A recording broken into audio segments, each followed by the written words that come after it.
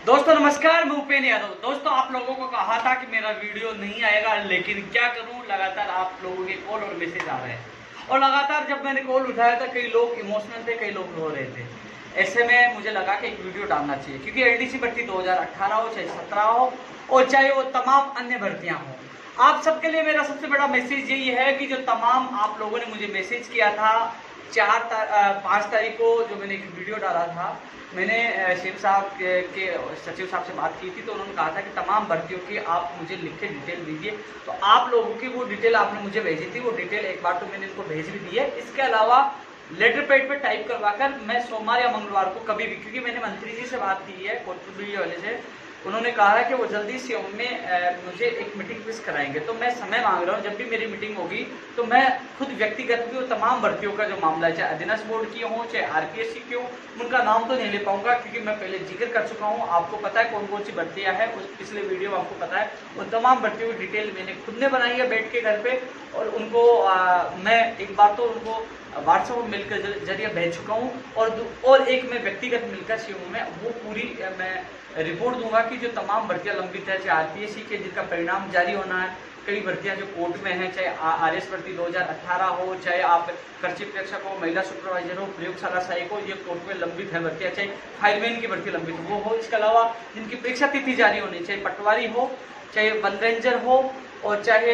Rajasthan police हो, जो तमाम भर्तियां जिनकी परीक्षा तिथि जारी है, चाहे स्टेनोग्राफर संशोधित अभ्यर्थना उसकी परीक्षा तिथि जारी हो, और इसके अलावा जो जिनका जो सेकंड ग्रेड भर्ती 2018 की नियुक्ति प्रक्रिया का मामला हो, चाहे आप सेकंड एलडीसी भर्ती 2018 का वापस जो जिला आवंटन होंगे और उसकी नियुक्ति प्रक्रिया का मामला हो, चाहे 2013 317 पदों पर जो सूची जारी होने का मामला हो, तमाम मांगों को लेकर लगातार मैंने आप लोगों की आवाज उठाई है और सीएमओ तक बात पहुंचाने की कोशिश की है। अब मैं इसमें चर्चा करना चाहूंगा जो सबसे बड़ा इश्यू बना है आज एलडीसी भर्ती 2018, जिसके लिए जो काफी लोगों ने विरोध किया था। दोस्तों बड़ी मेहनत के बाद हमने जिला और विभाग आवंटन करवाया, बहुत मेहनत के बाद। आपने देखा होगा मुझे कोरोना इस महामारी के दौरान जयपुर जाना पड़ा, आप लोगों के लिए गया और आपकी सूची जारी करवाई, लेकिन उसके बाद विवाद उत्पन्न हुआ। काफी लोगों ने कहा कि हम संतुष्ट नहीं है कि हमें जिला दूर दिया गया, हमारी मेरिट ज्यादा थी, कम वालों को होम टाउन दिया गया, विभाग को लेकर वो संतुष्ट नहीं थे। ऐसे में एक बार तो मैंने वीडियो के माध्यम से आप लोगों को अवगत कराया था कि आपको जो मिले आप ज्वाइनिंग कर दीजिए, ज्वाइनिंग के बाद आप कोर्ट में जाकर आप अपना जिला बदला सकते हो। लेकिन जब मुझे बात हुआ, पता चला कि वास्तव में लोग एडवोकेट्स के पास जा चुके हैं। मैंने एक दो एडवोकेट से बात की कि हमारी तैयारी हो चुकी है, आपके कुछ उनके स्क्रीनशॉट आपको ग्रुपों में, व्हाट्सएप ग्रुपों में मिले होंगे जो उन्होंने तैयारी कर ली थी कोर्ट में याचिका लगाने के लिए।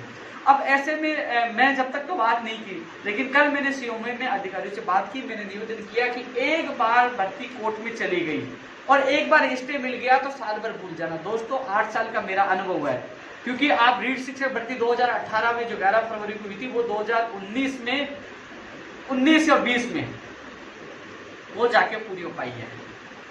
आप आरएस भर्ती 2018 कृषि प्रयोगशाला सहायक भर्ती, जो तमाम भर्ती 2015 जो अग्नि सहायक वाली है, वो आज भी कोर्ट में लंबित है। यानी कि कई भर्तियां 4-4 साल तक। एक बार शिक्षक भर्ती 2000 रीड शिक्षक भर्ती 2016 वो 19 में पूरी हो पाई थी, 3 साल में। तो यदि कोर्ट से स्टे मिल जाता, स्टे मिलने के बाद फिर मिलती आपको तारीख, फिर आता कि सरकार से जवाब, नोटिस का जवाब, फिर जवाब नहीं आता, जवाब आते तो तारीख नहीं मिलती, और तारीख मिलती तो सुनवाई नहीं हो पाती, सुनवाई हो पाती तो फैसला नहीं हो पाता, साल 2 साल लग जाती, आप लोग रोते रहते हैं। ऐसे में मैंने सीएमओ में अधिकारियों से निवेदन किया कि साहब ये भर्ती एक बार अटक गई, माननीय मुख्यमंत्री जी के मॉनिटरिंग से आप लोगों सरकार ने अच्छा कार्य करते हुए इस भर्ती को फास्ट तरीके से किया। सरकार को बड़ा श्रेय मिला है, हिंदुस्तान का पहला राज्य था जिसमें कोरोना महाकाल ये जो महामारी के दौरान भी 11,000 लोगों के जो जिला आवंटन विभाग आवंटन कर नियुक्ति प्रक्रिया की तैयारी की है। ऐसे में मेहनत आपकी बेकार जाएगी और जो लगातार मैं प्रयास कर रहा हूँ वो मेहनत भी बेकार जाएगी, और ऐसे में जो सिस्टम में बैठे अधिकारी गलती करे उसकी लापरवाही से सरकार को बदनाम होगी। मैंने कहा इसका बीच का रास्ता निकाला जाए। और दोस्तों मैं धन्यवाद देना चाहूंगा माननीय मुख्यमंत्री जी को, उनकी पूरी टीम को, उन्होंने मेरी बात को माना है। जो चयनित अभ्यर्थी इस वीडियो को देख रहे हैं उन लोगों को मैं बताना चाहूंगा, मैंने आपके हित में फैसला लिया है, क्योंकि जो अभ्यर्थी वास्तव में, देखो जिन लोगों ने, अपन को एक बात स्वीकारनी होगी हम सबको मिलकर, कि वास्तव जिनके अच्छे नंबर थे, जिनकी अच्छी मेरिट थी, उन लोगों को दूर दिया गया, जिनकी कम थी, मैंने भी कई आंकड़े देखे, उनको पास दिया गया, तो वो लोग कोर्ट में चले गए। मैं ज्यादा अपील करके कुछ लोगों को रोक सकता हूँ, हर व्यक्ति को नहीं रोक सकता। जिन लोगों ने याचिका तैयार कर दी, मान लीजिए मैं अधिकतर लोगों को रोक देता, एक व्यक्ति जाके स्टे ले लेता, तो आप लोग साल भर तक रोते रहते और मुझे ही भागना पड़ता है। मुझे पता है कि क्या स्थिति हो पाती है आपकी मानसिक और आर्थिक स्थिति से आप परेशान हो जाते हैं। ऐसे में मैंने मजबूती से बात रखी, चाहे जिन लोगों के साथ गलत हुआ जिला आवंटन विभाग आवंटन उनके साथ हो पाएगा, सही हो पाएगा और आपका भी समय बचेगा साल भर 2 साल। क्योंकि मैंने उदाहरण दिए इन भर्तियों के, आपने देखा कितने टाइम तक भर्तियां लटकी पड़ी है। आपने प्रयोगशाला सहायक भर्ती 2018 देखो, जिला आवंटन के ऑप्शन भर लिए गए, स्टे है, उनको ज्वाइनिंग नहीं हो पा रही। सारी भर्ती आप उठा के देख लीजिए, एक बार भर्ती जाने के बाद कम से कम 6 महीने, साल भर, 2 साल, 3 साल, पता नहीं कितने दिन रुक जाते हैं। तो उन्होंने मेरी बात मानी। अब इसमें निष्कर्ष निकल के आया दोस्तों, जो निर्णय हुआ आप लोगों को मैं अवगत कराना चाहता हूँ। लोग अभी कॉपी पेस्ट करने के लिए भी काफी लोग तैयार होंगे, क्योंकि हम लोग धरातल पे काम करते हैं, आप लोगों के लिए मेहनत करते हैं। मेरी अधिकारियों, संबंधित अधिकारियों से बात हुई है, इसमें ये निकल के आया है कि विभाग दोबारा से मेरिट वाइज दोबारा से एआरडी विभाग द्वारा आवंटन किए जाएंगे। विभागों का आवंटन दोबारा होगा एआरडी विभाग के द्वारा, और वो सॉफ्टवेयर के द्वारा मेरिट के आधार होगा। और आवंटन होने के बाद जो विभागाध्यक्ष है, जैसे शिक्षा विभाग बीकानेर है, जैसे आबकारी विभाग है, पीडब्ल्यूडी है, पीएचडी, जो भी विभाग है, उन विभागाध्यक्षों को सूची मेल कर दी जाएगी या सूची भेज दी जाएगी। और सूची जाने के बाद वो लोग, जैसे मान लीजिए आप 200 लोगों को शिक्षा विभाग मिला है, तो फिर शिक्षा विभाग का काम है उन 200 लोगों की मेरिट बनाकर, चाहे वो काउंसिलिंग के माध्यम से कैसे भी, वो उनकी मेरिट के आधार पर उनका जिलों का आवंटन करेंगे। वहां पारदर्शिता रहेगी। 200 लोग हैं तो 200 लोगों को पता चलेगा कि मेरे नंबर कितने हैं, किसके कितने हैं, ज्यादा है कम है, तो मेरिट के आधार पर फिर उनको जिला मिलेगा। अब कुल मिलाकर निष्कर्ष ये निकला है, पहले विभागों का आवंटन होगा मेरिट के आधार पर, और आवंटन होने के बाद सभी विभागाध्यक्षों को वो सूची मेल की जाएगी, वो भेजी जाएगी। उसके बाद वो विभागाध्यक्ष अपने विभाग यानी कि वो खुद मेरिट जारी करेंगे, मेरिट के अनुसार वो जिला आवंटन वो करेंगे, और जिला आवंटन के बाद आपकी नियुक्ति प्रक्रिया शुरू होगी। अब लोगों का सवाल है इस प्रक्रिया में कितना टाइम लगेगा, इसलिए मैं आप लोगों को इस बार कुछ भी नहीं बताऊंगा, क्योंकि पिछली बार मैंने आप लोगों को बताया तो आप लोगों ने मेरा जीना बिल्कुल भी आपने मुश्किल कर दिया था लगातार। क्योंकि दोस्तों आपको पता है पिछली बार जो सॉफ्टवेयर टेस्टिंग रिजल्ट जब टेस्टिंग होती है इसमें 2-4 दिन लग गए, टेस्टिंग में 2-3 दिन खराब हो चुके थे पिछली बार। इस बार भी टेस्टिंग होगी दोबारा तो 2-3 दिन फिर लगेंगे। इसके अलावा एक्स्ट्रा टाइम लगेगा 5 से 10 दिन, 5 दिन लग जाए, 10 दिन लग जाए, 7 दिन लग जाए, 6 दिन लग जाए, ये समय है। कभी भी ये इतने दिन तो लगेंगे। इसके बाद वो सूची उनको भेजेंगे, फिर विभाग वाले जिला आवंटन का कार्य करेंगे। ये एलडीसी भर्ती 2018 के अभ्यर्थियों की सूचना है। 2013 वाले 317 वालों के संबंध में मेरी खुद की बात हुई, आपके लगातार कॉल मैसेज आ रहे हैं। आप 7 साल से संघर्ष कर रहे हो, मुझे पता है। मैंने आपका हर जगह साथ दिया। जब सीएम साहब की मीटिंग हुई तो आपकी मैंने शामिल कराया, चाहे रोहित शर्मा हो, चाहे अभिषेक हो, चाहे इसने पूछ लीजिए, मैंने मुद्दा शामिल कराया और सीएम साहब ने आपके पद सर्जित किए। हर जगह मैंने आप लोगों का साथ दिया है। और अभी मैंने बात की तो उन्होंने कहा कि सीनियरिटी इनकी रखी जाएगी, इनकी ज्वाइनिंग होगी। आपके फॉर्म जो आरपीसी पड़े उस संबंध में भी मैंने सचिव साहब को कह दिया कि जल्द से जल्द मंगवाई जाए। तो मैं आपकी भी हेल्प कर रहा हूँ, जल्द से जल्द आपकी सूची जारी हो, आपको खुशखबरी मिले। आप 7 साल से संघर्ष कर रहे हो। 2018 वालों को कहना चाहूंगा, अब 2013 वालों से इनसे सबक लीजिए। मैंने भी पूरा सहयोग किया, लेकिन इन लोगों ने इतनी मेहनत की है कि 7 साल से इन लोगों ने हार नहीं मानी।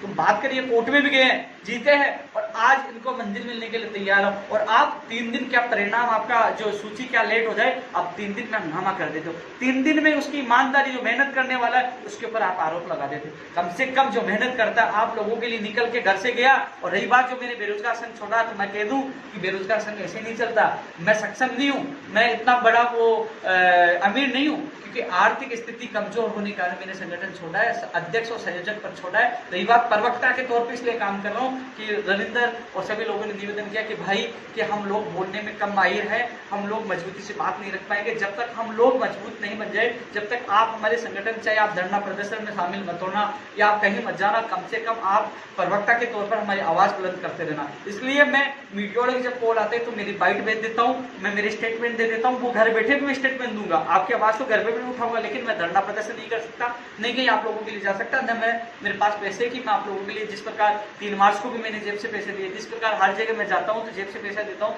लेकिन हर बार नहीं दे पाऊंगा, क्योंकि 9 साल से मैं खुद इतना कमजोर हो चुका हूँ। मेरे संगठन के, मैंने पिछले पहले बताया था, 14 से 15 लाख रुपए का कर्जा था। अब मुझे वो कर्जा भी उतारना है, मुझे मेरा परिवार को संभालना है, क्योंकि लगातार मैंने कभी किसी भी बेरोजगार से 1 रुपये नहीं मांगा। मेहनत और ईमानदारी से कई 1.5 से 2 लाख लोगों को ज्वाइनिंग दिलाई है, और आज संगठन 1 नंबर संगठन बना हुआ बेरोजगार महासंघ।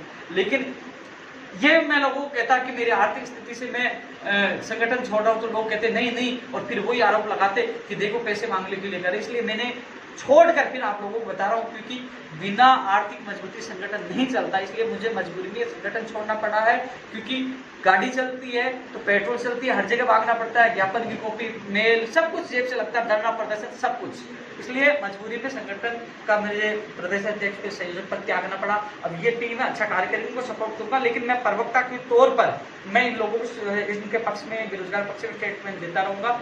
इसके अलावा जो भी फेसबुक पे मैं कम चीजें डालूंगा, ट्विटर अकाउंट मेरा पड़ा है, उसमें ट्विटर अकाउंट पे मैं अपडेट देता रहूंगा। जैसे मेरे अधिकारी से बात होगी तो मैं कोशिश करूंगा अधिकतर आप लोगों को सही अपडेट देता रहूं, जो आप लोग बिना चिंतित वहां देख सकते, अपनी दुविधाएं दूर कर सके। इसके अलावा दोस्तों, जो तमाम भर्तियों के लिए आप लोगों ने मुझे नोट्स करवाया था, चाहे सेकंड ग्रेड, जो तमाम भर्तियां थी, उनको मैंने नोट करने के बाद उनको एक बार व्हाट्सएप को मेल कर दिया था। अब जैसे जो 587 का मामला है, इन लोगों को विश्वास दिलाया था, मैं आप लोगों के साथ हूँ। आप लोगों के लिए मैंने मंत्री जी से बात की है, वो कह रहे हैं सोमवार या मंगलवार को मुझे सीएम ओएसडी साहब से मिलवाएंगे। मैं कोशिश कर रहा हूँ कि मैं जयपुर जाकर उन 587 की बात मजबूती से रखूँ, उनको भी न्याय मिले। उनकी पीडीएफ जो मुझे आज मिली थी, जो पूरी शानदार तरीके से बनाई गई थी, उसको मैंने सीएम सचिव साहब को, जो 2-3 ओएसडी हैं, आरती मैम जी हो, ललित जी हो, लेखराज जी हो, तमाम लोगों को मैंने सेंड किया है। और मैं खुद व्यक्तिगत मिलकर आपकी बात मजबूती से रखूंगा। राजाराम जी हो, डॉक्टर करण सिंह जी हो, चाहे गिरिराज सिंह लोटोड़े जी, जो तमाम वो लोग हैं, सबसे मैंने बात की है और कोशिश करूंगा, मैं जी जान लगाकर आपसे वादा करता हूँ, जी जान लगाकर आप लोगों के लिए मेहनत करूंगा। और मुझे विश्वास है जब जब हमने मेहनत की है तो भगवान के आशीर्वाद से वो मेहनत कामयाब रही है। और कोशिश कर रहा हूँ कि एक बार समय मिल जाए, समय मिलते ही सीएमओ में मैं खुद एक बार फिर इस कोरोना महामारी के दौरान आप लोगों के लिए जाऊंगा, आपकी बात मजबूती से रखूंगा। और जो तमाम लंबित भर्तियां हैं, उनका नाम मैं बार बार ले नहीं पाऊंगा, लेकिन तमाम भर्तियों को मैंने मेंशन लेटर पैड पे कर लिया है, लिख लिया है। और तमाम भर्तियों को मैं मेल और व्हाट्सएप के द्वारा पूछा चुका हूँ सीएमओ में, लेकिन मैं व्यक्तिगत भी वो लेटर पैड पे जो पीडीएफ फाइल बनी है लेटर पैड पे, वो जरूर उनको मैं सौंप के आऊंगा। कोशिश करूंगा जो लंबित भर्तियां कोर्ट से, वो भी जल्द से जल्द निकले, जिनका परिणाम जारी हो ना परिणाम जारी हो, और जिनकी नियुक्ति प्रक्रिया शुरू हो ना नियुक्ति प्रक्रिया शुरू हो। इसके अलावा एक बड़ा इश्यू जो बेरोजगारों को किराया माफ हो, क्योंकि दोस्तों किराया माफ होने की बात इसलिए उठती है कि यदि बेरोजगारों को पता होता कि लॉकडाउन इतना लंबा चलेगा तो बेरोजगार अपना सामान घर ले जाते और कमरा किराया उनको अब देने की वो आवश्यकता नहीं पड़ती। क्योंकि अब मकान मालिक फोन कर रहा है कि भैया दूसरा महीना चल गया और लॉकडाउन लंबा चला तो तीसरा महीना आ जाएगा, तो बेरोजगार कहां से इतना पैसा दे पाएगा। इसलिए माननीय मुख्यमंत्री जी से मांग करेंगे कि वो किराया बिल्कुल जब से लॉकडाउन स्टार्ट हुआ और जब समाप्त होगा, जब तक वो किराया बिल्कुल माफ किया जाए। इसके दौरान कई लाखों विद्यार्थियों ने कोचिंग फीस जमा करा दी थी विभिन्न भर्तियों की, तो वो अभी तक कोचिंग वालों ने ये स्पष्ट नहीं किया कि वो कोचिंग करवाएंगे लॉकडाउन के बाद या पैसे वापस लौटाएंगे। उस पर भी मुख्यमंत्री जी से निवेदन किया जाएगा, स्पष्ट निर्देश दे कि लॉकडाउन समाप्त के बाद कोचिंग वाले वो वापस फीस देंगे या कोचिंग करवाएंगे, क्योंकि हमारी मांग है कि उसी फीस में या तो कोचिंग करवाई जाए या फीस वापस लौटाई जाए। दो इश्यू ये भी है, किराया माफ वाला और कोचिंग वाला, ये भी मुख्यमंत्री जी के सामने मजबूती से रखूंगा। इसके अलावा तमाम भर्तियों का नाम नहीं लिखूंगा, उनको मैंने पीडीएफ जो लेटर पैड पे टाइप करवा लिया है, उन सबको मैं माननीय मुख्यमंत्री जी के सामने रखूंगा। इसके अलावा रीट शिक्षक भर्ती 2020 के संबंध में जो विज्ञप्ति है वो भी मैं बात करूंगा। तमाम भर्तियों की मैंने जो सारा संग्रह किया है वो सारी चीजें मेरे पास है, मैं पूरी मजबूती से बात रखूंगा। और इसके अलावा आज जो वीडियो डालने का उद्देश्य इतना लगातार मुझे कॉल और मैसेज कर रहे थे, मैं देख रहा था, मैं पीड़ा समझता हूँ, हर बेरोजगार की समझता हूँ, लेकिन मैंने मजबूरी में पद छोड़ा। लेकिन मैं एक प्रवक्ता के तौर पर आप लोगों का आवाज मीडिया में, सोशल मीडिया में उठाता रहूंगा। लेकिन पहले जैसे जैसे धरना करना, अनशन करना, लटकाना, जेल जाना, ज्ञापन देना, वो नहीं कर पाऊंगा, क्योंकि उसमें घर से निकलना पड़ता है। मेरी पारिवारिक और कई व्यक्तिगत भी समस्याएं हैं, घर पे भी मुझे जो माता पिता को उनसे 9 साल बाद समय दे पाऊंगा, अब 9वां साल चल रहा है संघर्ष का। तो कहीं ना कहीं मुझे, आपको खुद को पता है कि जो घर वालों परिवार का साथ देते थे वो समय तो मैंने आपकी सेवा में निकाल दी बेरोजगार, लेकिन फिर भी मैं खुश हूँ कि लाखों लोगों को रोजगार मिल पाया। हालांकि मैं आप लोगों को विश्वास दिलाता हूँ, यदि मैं स्टेबल हो जाता हूँ, मुझे लगता है कि मैं मजबूत हो गया हूँ वापस आर्थिक तौर पर, तो आप चाहो तो मैं वापस बेरोजगार संघ में जुड़कर आपकी सेवा करने के लिए वापस आ जाऊंगा। लेकिन जब तक मैं स्टेबल नहीं हो जाता, जब तक मेरी मजबूरी आप लोगों को समझनी होगी, क्योंकि मैं आप लोगों को पूरा समय नहीं दे पाऊंगा। जहां समय मिलेगा मैं प्रवक्ता के तौर पर आपकी आवाज बुलंद करता रहूंगा। रविंद्र चौधरी जो अध्यक्ष है, संयोजक जयराम किसाना और जो तमाम जो टीम बनी है वो आपकी मदद करती रहेगी। अभी कोरोना चल रहा है और कोरोना समाप्त के बाद ये भर्तियों के साथ साथ वो किराया माफ करने का मामला, कोचिंग वाला मामला, तमाम मुद्दे उठेंगे और उसके लिए लड़ाई भी लड़ेंगे, चाहे वो धरातल पे हो, चाहे सड़क पे हो, चाहे कहीं लड़ाई लड़ेगी। उनकी लड़ाई भी कंधे से कंधा मिलाने एक काम व्यक्ति बनकर पूरा साथ दूंगा। जो अपने रविंद्र चौधरी अध्यक्ष और संयोजक जयराम गुजर के नेतृत्व में लड़ाई लड़ेंगे, मैं उनका पूरा साथ देने आऊँगा। लेकिन आप सबसे मेरा ये निवेदन है कि आप लोग मजबूती से आप लोग अपने संगठन जो अपने भर्ती के लोगों को एकता में पिरोए रखें, एक साथ रखें। जब आवश्यकता पड़ी तो हम सब मिलकर इस लड़ाई को लड़ेंगे।